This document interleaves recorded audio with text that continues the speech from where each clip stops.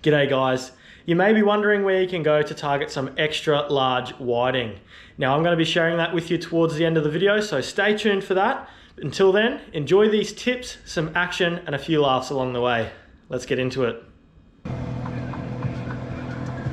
Alright. Yeah. Well, that's a good way to start the night on your first cast. Not a huge one, but that's a very nice size whiting. Put up a fun fight there. So welcome back to another video, guys. Thanks so much for joining us. If you can't already tell, we're chasing some of these tasty things again. So we're going to do a nighttime session. It's already getting dark now. As I said, that was our first cast. We're going to talk you through a few tips and techniques to target some bigger whiting. So stay tuned. I hope you guys enjoy. And fingers crossed we get another bite very soon. So first tip, guys, you can see that he is covered in white spawn. So this one will be a male. And if you're ever whiting fishing and you're down around the estuaries or whatever and you're seeing the fish with that, it often means that they're probably going to congregate in good numbers to try and spawn. So it is a good time to chase your larger whiting when you're seeing that.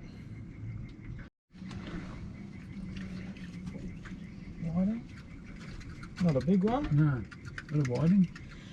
As I said, guys, I'm trying to tie this last line up and I keep getting bites. You need a hook on that. Yeah. Oh, yep. Got him? Yep. I'm not casting far. No, obviously that's where the stool is at the moment. This will be alright, this one. Yep, this is a better one. Yep. Well, I hadn't even dealt with that one before. This bait pretty much hit the bottom and got hit. So they're out my side at the moment. I was actually going to say, if you catch one, the first thing you do is get a bait back out there, and that is a perfect example of why. When they're here, you've got to get baits in front of them.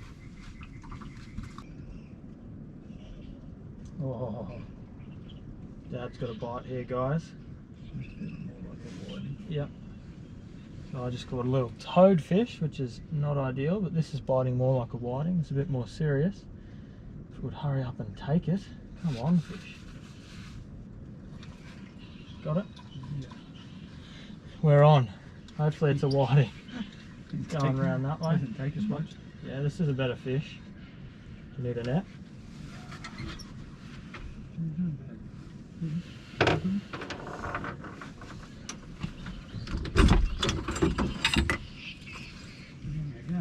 Yeah.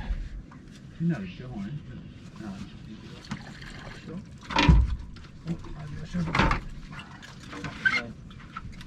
oh well, we'll get Dad to hold this one up for you guys. It is a nice fish. So there we go. As you would have seen, that one fought really hard beside the boat there, and they are such an underrated fish. They fight so hard, and look how thick that is through the shoulders, and that's not even a really big one, that's just a solid one. And the fins up, they get in that current and they fight that hard. It is so fun, guys. If you haven't chased whiting, get out there and give it a crack.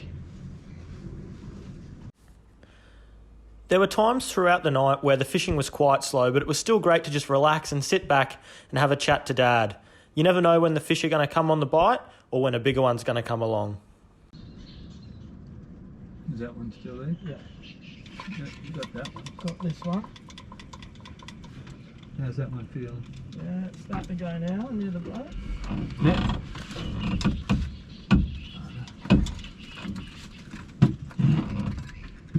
Oh well, a couple of bites, guys.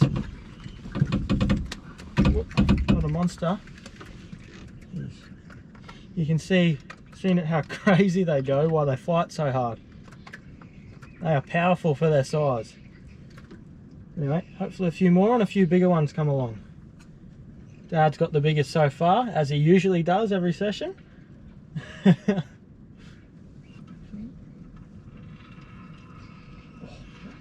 it? Yeah, it's huge. Hang on.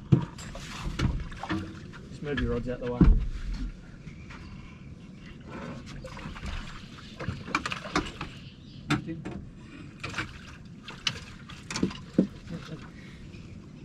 Oh, there's a nice one, guys.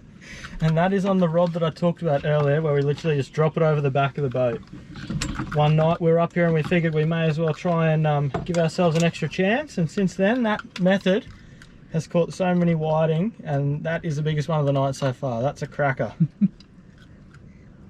So there we go guys, that's a cracker. We'll give him a measure for you in a second just out of interest's sake, but hopefully we get a few more like that. They're the big whiting that we've come for tonight, so happy with that. So that one measured 36 centimeters guys. Just about to look after that one and bleed it, and Dad's got a bite, so hopefully he can land it. Hopefully they're starting to come on a bit.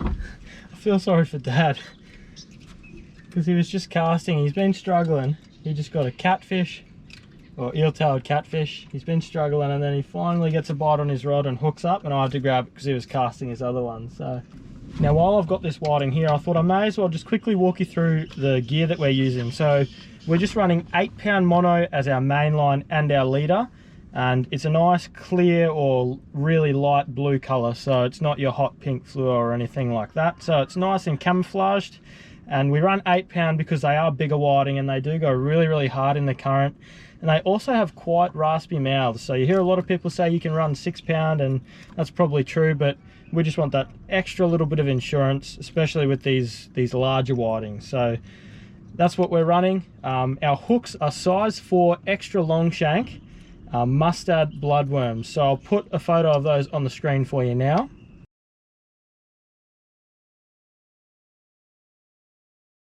Now we like those ones because even if the fish do swallow them, they are a bit easier to get out, but smaller fish don't swallow them as easily and you can get them out, but also you can feed the bait, which we're using yabbies tonight, onto them perfectly. So anyway, that's the gear that you need. I'll also show you the swivels and sinkers soon, but I think Dad wants his rod back to try and get another one.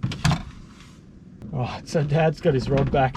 In terms of sinkers, we're just running ball sinkers, and that's just to match the current. You just need your bait to be on the bottom. So if you use a sinker that's too light and your bait's not on the bottom where the whiting are, you're not going to catch them. But on the other hand, if you use a sinker that's too heavy, they're going to feel that, and you know, they can become very wary, and even if you start getting a bite, they'll just stop if that sinker is too heavy for the current that you're fishing. I'll also chuck up on the screen the swivels that we use.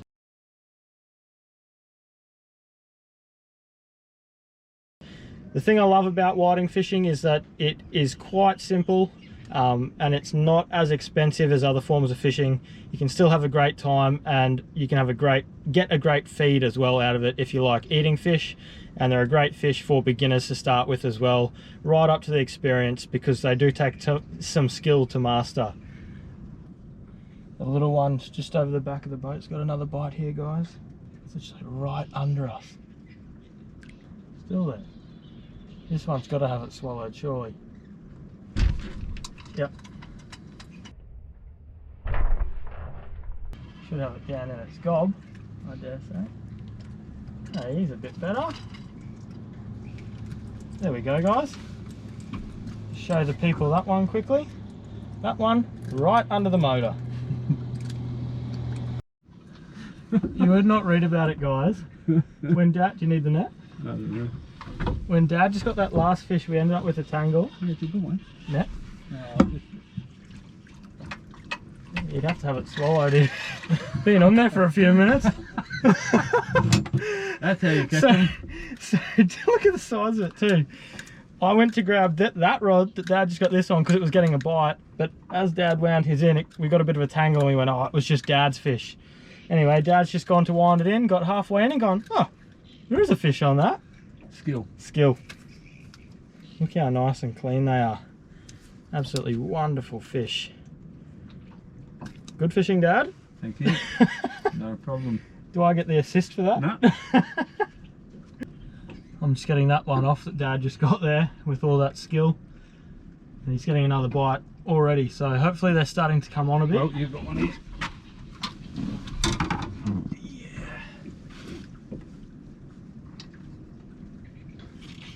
Oh, he took it. This is a good fish, whatever it is. Yeah. You still got that one there at all? Or?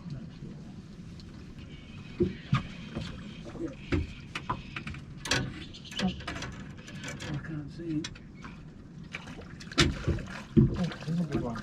That's a good one. That is a nice one. That rod sat out there so long, guys, without a bite, and then it gets one that size.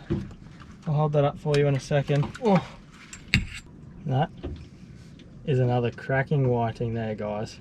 They're the ones that we are fishing for tonight. So thick through the shoulders too. As you saw, they go so hard.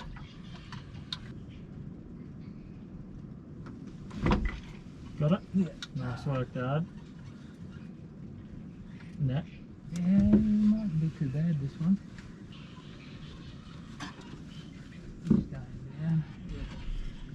Is it a whiting? This is a good fish. This is a good fish. Just to get the net out the way so I can see what I'm doing. Yeah. Yeah.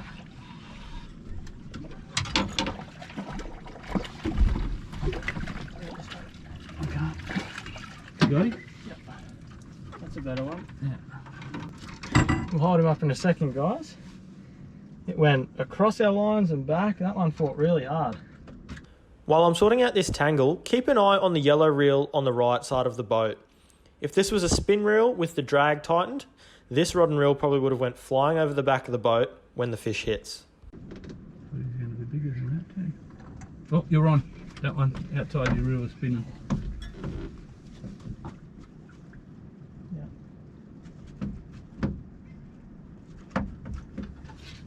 Yep, I got one.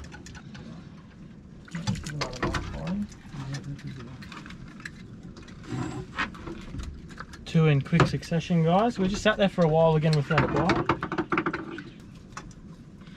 So there's Dad's one that he just got, and there's one I got straight after.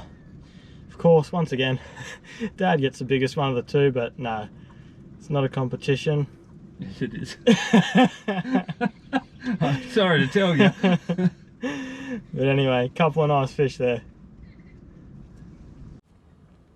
Now I need to apologise for the water droplet on the screen, guys. I didn't see it at the time, so feel free to get in the comments, let me know how bad of a filmmaker I am while Dad winds in this whiting. Got it? Mm-hmm. Good stuff. That's a nice one. Yeah. Well done. So Dad's just getting a bite here, guys, but as you can see, we've got our rods laying across the back of the boat. Now we use alvies because, you know, if a fish does end up taking it when we're not looking or when we're not ready, that line can just backspin even if we miss the fish, whereas with a spin reel you can lay your rod down, but you need your drag set really loose, otherwise your rod could just go flying over the back.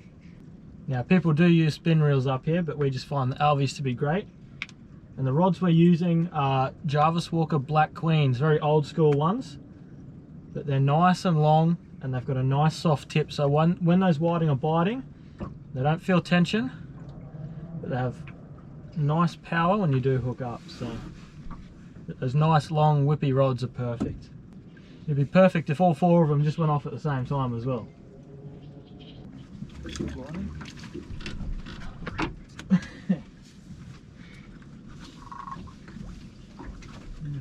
Literally just cast that. Yeah.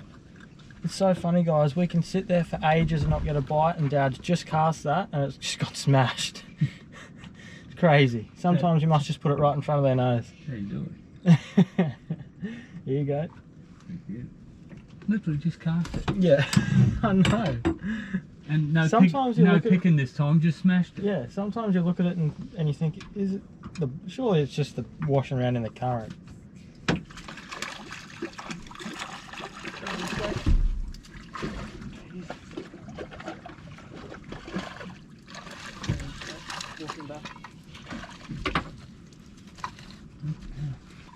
That's a nice one too. Yeah.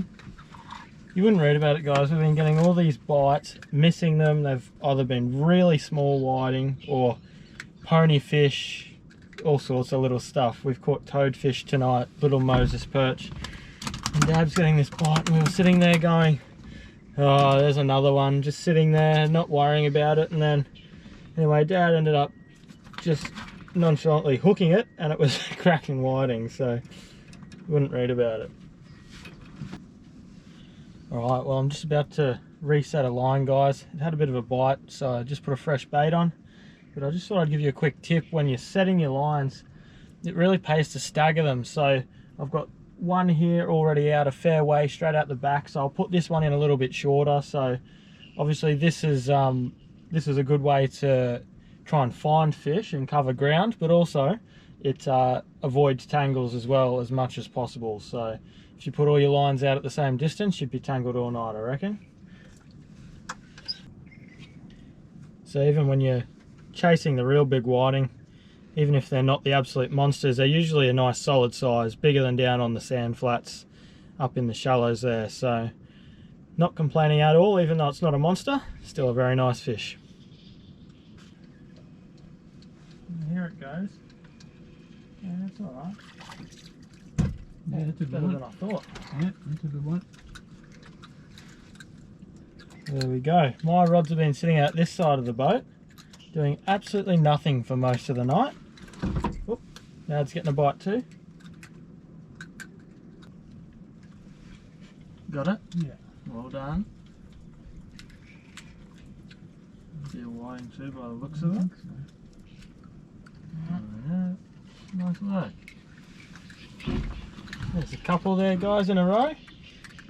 So they come through in schools a lot of the time. Sometimes you just get the odd one, but they definitely come through and you get a few bites at the same time. So hopefully there's a few coming through, because it's been quite slow, to be honest with you. But anyway, still not bad, getting a good feed.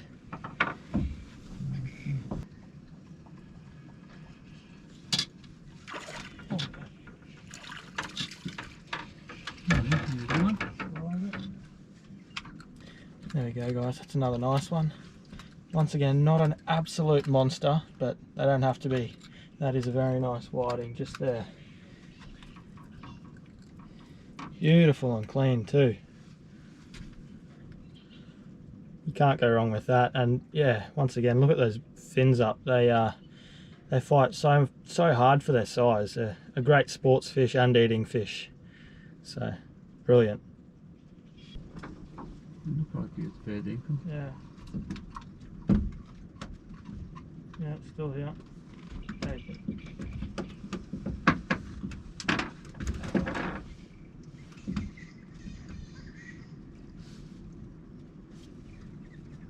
Swimming up this way. Got him. Yep, that's a whitey.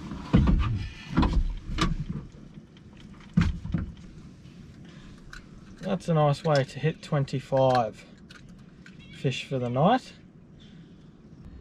Now it's time to share where you guys can go and target those extra large whiting for yourself. So even though they haven't been monsters in this session, there's been a couple of good ones. This is what we do when we're looking for the extra large whiting and where we've had some of our best sessions in the past. So pay attention and take notes. Now guys, you may be wondering, where do I actually go out to catch big whiting? And look, if you know the spots that Dad and I fish just from the backgrounds and stuff, you know them. I can't help that, but I don't really want to give away such great spots so easily. But you can go out and find spots like these yourselves. Dad and I have found some of our best whiting spots by just trial and error, going out and having a bit of a fish and stumbling across some absolute hidden gems. So look, the places to look are the corners of rivers. So you can fish out on the estuaries around the sand flats and catch big fish, but it's up in the rivers, on the bends of the rivers, where you're going to find these big fish. Now it's the inside of those bends that you want to look at. So you can find these areas on Google Maps and Google Earth, but the inside bends of the rivers don't get as much current flow, obviously. So it's going to be deeper on the outside of the bend. And on the inside, there's usually going to be a build-up of sand and make a shallow sandbank, which is exactly what whiting love. Now, the next part of the recipe is to fish where there's a little bit of current hitting that or running over it. Whiting do enjoy current. They don't sort of like being up in stagnant water. So that's a good starting point for you. The next part is just to get out there and try it. You can do some researching online, talk to your local tackle shops and they might give you some pointers. Talk to other fishers if you can. Some people are nice enough to give you some clues, and just get out there and give it a try, because as I said, Dad and I have found some of our best whiting spots by just getting out there with absolutely no clue, no information, and just stumbling across some great banks for whiting. So get out there and give it a crack. So I just thought I'd throw in a few rivers where you can actually look on Google Earth, find a few corners or bends of the river or sandbanks, which you can see on Google Earth sometimes, and go give them a try. So you've got Tweed, you've got Nerang, Coomera. Moving north, you've got the Maroochy, you've got Noosa. So rivers like that around South East Queensland are definitely worth a try. So have a look at those. And of course, if you're down in New South Wales or along the East Coast, I'm sure all those rivers are very similar, and they do get some big whiting down in New South Wales. All right, there we go, guys. There's a couple of the bigger quality ones. So the biggest one was 38, but just the average size in general was very good compared to down around the sand flats, so we can't complain with that. We got 25 nice fish for a feed there, then ended up coming home. Whoa. Well, that brings us to the end of the video. I hope that tip towards the end has helped you, and any tips throughout. You should definitely get out there and try and chase some whiting for yourself this summer. They are so tasty, but also super fun to target. And as I said throughout the video, very basic, not too expensive. So great species, get out there and chase them. If you have enjoyed the video, don't forget to subscribe and leave a like. Comment any questions you may have and share it with a friend if you think it could help them. Stay tuned until next time. Tight lines.